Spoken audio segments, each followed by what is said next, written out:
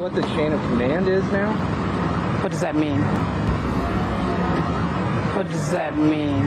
Well, is it Pam Bondi speaking to the mayor, speaking to you, or how does this work? So, What the chain of command is now?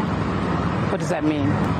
Well, tonight we have uncovered some new information about the background of the Texas City police officer in this intense video that has gone viral. We first showed it to you last night. As Fox 26's Abigail Dye found out, though, this isn't the first time we've reported on this officer. I showed you this video of Texas City police officer Peter Beller arresting Weston Maybe on August 11th in Kemah, Texas. And now I know more about the background of both of these guys. Backing up here to this incident, Texas City police say that Maybe punched Beller before this video was taken, and Maybe is now charged with assaulting a peace officer. What are you doing? What are you doing? What are you doing? Babe, just let him! Babe, just let him! Just let him! A Texas City police press release says that Maybe threw that punch when Beller escorted him to the front of the patrol car, while charging documents say something a little different. They say that Maybe punched Beller once he was already on the ground. I spoke to a witness who says something different happened. I heard a loud commotion and looked over just as the police officer was grabbing a young man by his shirt and throwing him to the ground. At any point, did you see him hit the officer? I did not. And now we know this isn't the first time that Beller's been in the news. In 2013, we reported on him when he was indicted for official oppression. Beller, who was then 25, was accused of beating a man that he was arresting while that man was on the ground, along with 2 other Webster police officers. Now, this post from his then attorney says that in 2016, a jury found Beller not guilty. Good morning, and welcome back to the Bad Apple Report. All right, folks, we are going to start our day out looking at this Yosemite Sam looking cop here. He's a Texas cop. I know you were probably thinking upstate New York, but no, he's a Texas cop. He's from Amarillo. He's a Randall County deputy, and he was arrested for DWI. Okay. According to DPS, his name is Logan Landram. Oh, that's a good cowboy cop name. I would have thought like Wyatt or something, but no, it's Logan. Logan Landram was stopped by a trooper at 10:34 p.m., right on the dot, Wednesday at an intersection southwest 34th and Imperial Trail. The news reached out to the sheriff's office for a statement. The department only confirmed his arrest and said that Landram was placed on administrative leave. Oh, tell us more about Landram. Oh, no other details about the arrest? Dang.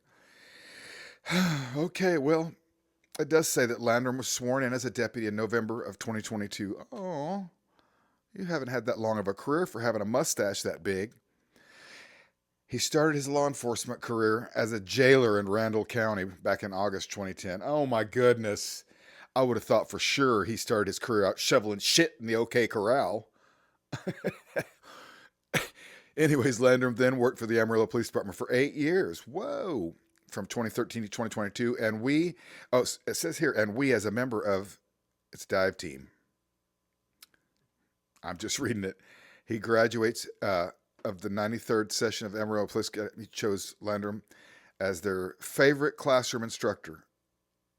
Oh, it says, he received a Good Conduct Award in 2018. Well, he must be able to hold his liquor and drive real fast at the same time to win an award like that, right? Okay, Porky's going to start making noise. I got to let you go. Thanks for being here, folks. The Blount County Sheriff's Office shared a video of a former Sheriff's Office sergeant convicted today of assaulting an inmate. The DA's office sharing this video evidence for this case.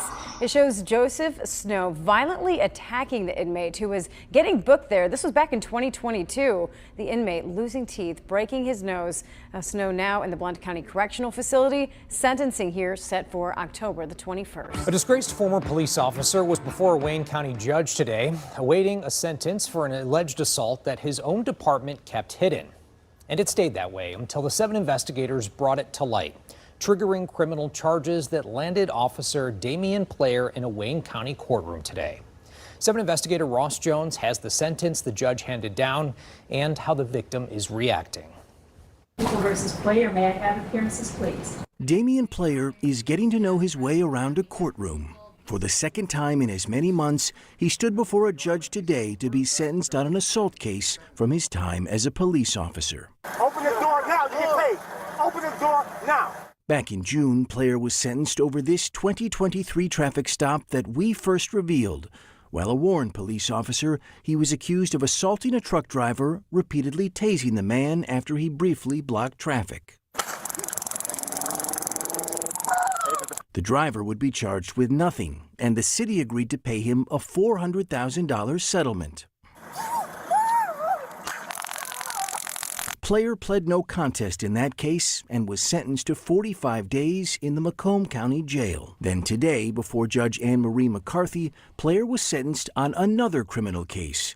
This one happened 3 years earlier while he worked for Highland Park Police and was never shared with Warren PD when they hired him. You gonna hit me with the door? Or you gonna tase me too? According to Wayne County's prosecutor, Player would assault a man found loitering outside of a Highland Park restaurant. He was seen firing his taser while the man's back was turned, then took him to the ground, appearing to knock him unconscious. Stay down. No one, including Jeffrey Purnell, should be treated the way he was treated that day, especially someone who takes an oath to serve and protect people. Player pleaded no contest to felonious assault and common law offenses, choosing not to speak today before he was sentenced. His lawyer said Player was remorseful. He's learned a lot from these ordeals, Your Honor. He did serve the jail time in McCall. For this case, Judge McCarthy sentenced Player to 2 years probation in accordance with his plea agreement. She did so over the objection of his victim, who was in court today, but asked the prosecutor to read his victim impact statement. He believes the defendant should receive jail time and that the sentence is a slap on the wrist, but at least he won't be able to do it again. He's already suffering from PTSD when this offense happened, and it made it become worse. Well, Judge McCarthy said today that if Player violates his probation over the next 2 years, he will be sentenced to 9 months in the Wayne County Jail. He was also ordered to enroll in cognitive behavioral therapy, perform 40 hours of community service, and reimburse the victim for any medical costs he incurred. Player, as you might expect, is no longer in law enforcement. He said he is now working as a bartender at a restaurant. He declined comment leaving court today. So hard to look at those 2 past videos that you've shown us before. Well, and very similar, and because one department kept one hidden, it allowed another department to hire him and repeat history, and this didn't have to happen. Even more evidence for the need for transparency. Absolutely. Sure. But now he's a bartender and can't do it anymore. Yes, he is. All right. Thanks, Ross. All righty, folks. We're going to Arkansas, and I was just about to tell you about what I thought was the dumbest cop in America, and then I thought, whoa, wait a second. What about that police chief from D.C., the DEI dum-dum from D.C. at the beginning of the show? Okay, but this guy is a real dumb guy, and he's got 3 years in jail to think about how dumb he is. He's a former Stone County Sheriff's Office chief deputy, and he's been sentenced for selling a stolen firearm and extortion. Former chief deputy for the Stone County Sheriff's Office has been sentenced to nearly 3 years. It says here, a former chief deputy for the Stone County Sheriff's Office will now spend nearly 3 years in a federal prison for selling a stolen firearm and for extortion under the color of official right. According to reports, an investigation into 40-year-old Zachary Hunter Alexander of Lakeview on May 31st, 2019, showed that he had allegedly bought 2 Remington 700 6.5 Creedmoor sniper rifles. Okay, a few days later, Alexander got a cashier's check from the Stone County Sheriff's Foundation for $1,465 for the purchase of the 2 sniper rifles for the Stone County Sheriff's Office. Oh, he was buying them for them? However, reports show that December 2019, Alexander sold one of the sniper rifles that belonged to the SCSO for his own personal benefit. Can't do that, you goofball. Around February 19th, 2020, Alexander reportedly misused his authority as the chief deputy for the SCO to obtain $3,890 from the Stone County Treasurer. Alexander allegedly said that the money was going to be used to reimburse a pawn shop for rifles, ammunition, and equipment purchased for the sheriff's office. Instead, Alexander took the check to the pawn shop owner, who then accompanied him to the bank and endorsed the check, letting Alexander keep the cash. No items were actually purchased from the pawn shop. Alexander was indicted by a federal grand jury on May 3rd, 2022 on multiple counts. Count 1 through count 8 11, the indictment charged Alexander with bank fraud. Meanwhile, count 2 charged him with selling a stolen firearm. Counts 3 through 7 charged him with extortion under color of official right. August 14th, 2023, Alexander pleaded guilty to the selling of the stolen firearms and extortion under color of the right. Now, all these years later, he's sentenced to 33 months in prison, along with 2 years of supervised release.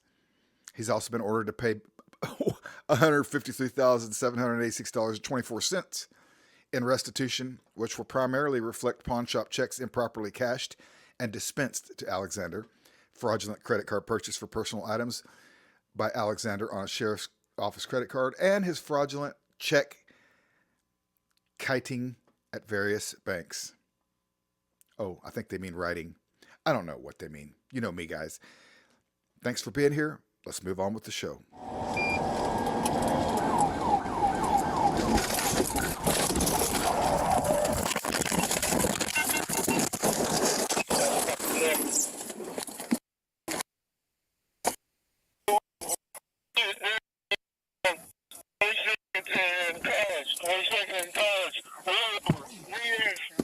Wednesday, July 16th, 2025, just before noon. Okay, we're coming. 20 seconds college. That was the moment when the lives of a Columbus police officer and a civilian driver were turned upside down.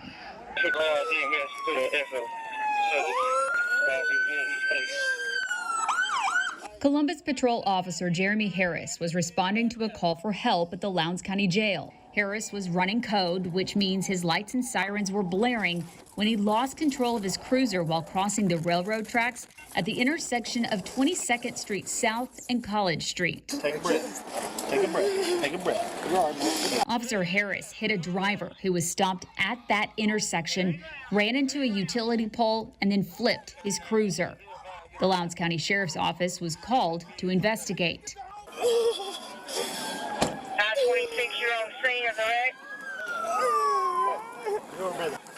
Harris told investigators the car that was stopped at the intersection pulled out in front of him. He blamed that driver for the collision. Witnesses also initially told detectives the other driver failed to yield. But sheriff's investigators later determined Officer Harris was at fault. The investigation also indicated Officer Harris was driving at speeds of up to 78 miles an hour at the time of the crash. The accident report and police narrative in the sheriff's office's 365-page report states Officer Harris's cruiser left its lane of travel and hit the other car. According to sheriff's detectives, Officer Harris caused the crash because he was driving too fast.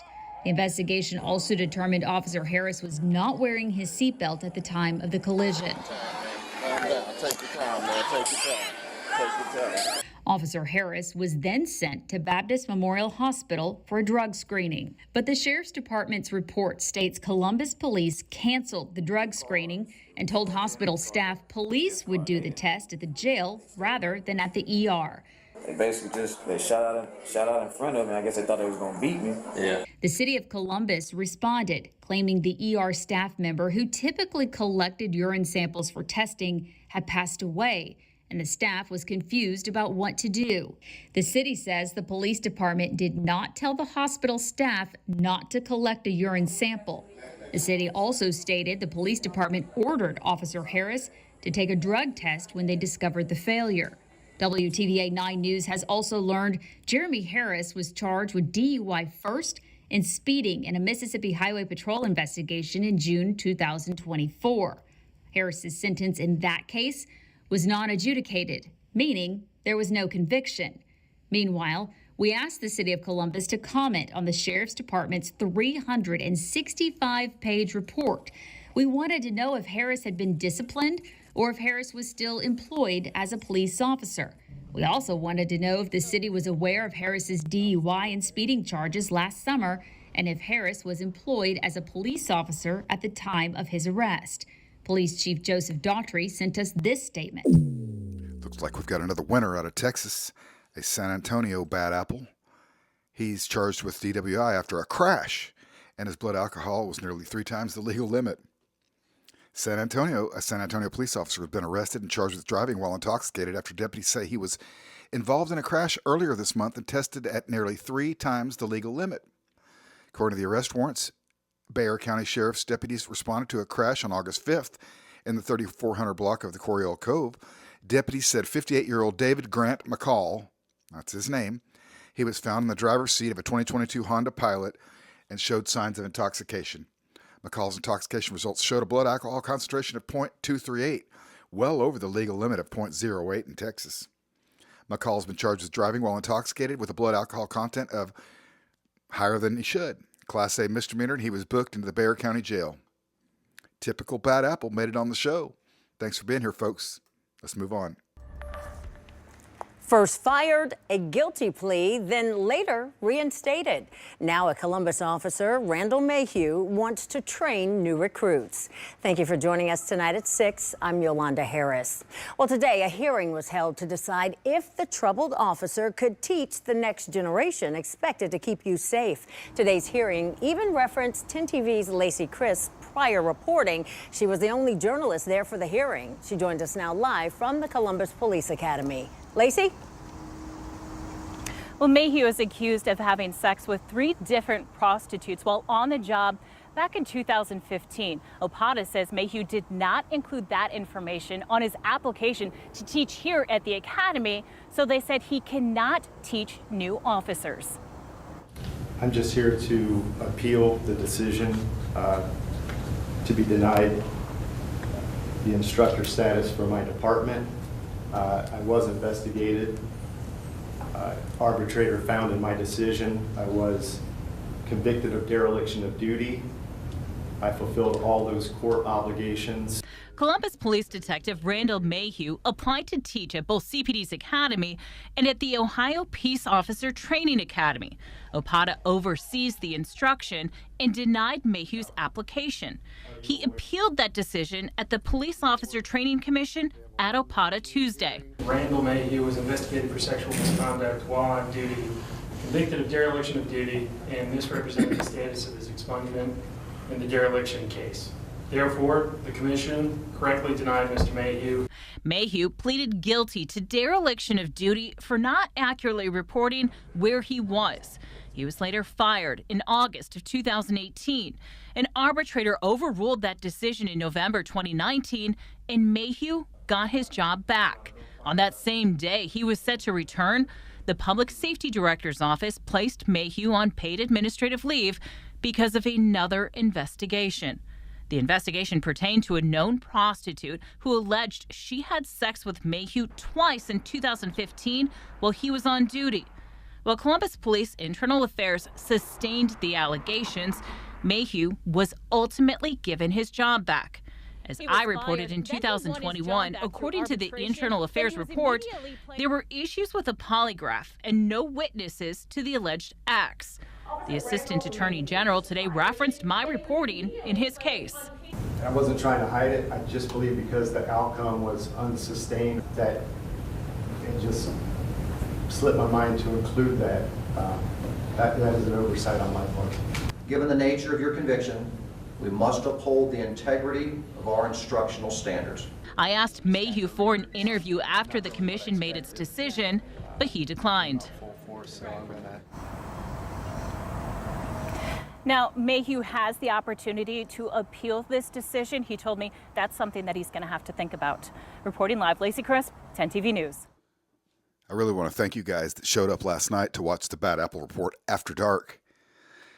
You know, because there's nothing worse than doing a morning show that's like the dawn of the diddler. You know, the assaulter series doesn't go over too well in the morning. But this one goofball, he slipped through the cracks and didn't make it on the show last night. So we're going to go ahead and feature him today as we depart our morning show. He's a police officer in Riverside County, and he was arrested on allegations that he actually assaulted several victims while on and off duty. This is breaking news. The officer was identified as Juan Pacina, age 31, of Menifee, according to the Riverside Sheriff's Office. Pacina is an officer with the Menifee Police Department. On July 22nd, Menifee police received a complaint involving sexual assault allegations against an officer. An internal investigation later identified Pacina as the suspect. The department requested an independent investigation by the Riverside County Sheriff's Department to ensure impartiality, and Pacina was initially accused of actually assaulting a person during an on-duty investigation. Detectives later found victims in incidents that occurred in Riverside County between 2023 and 2024.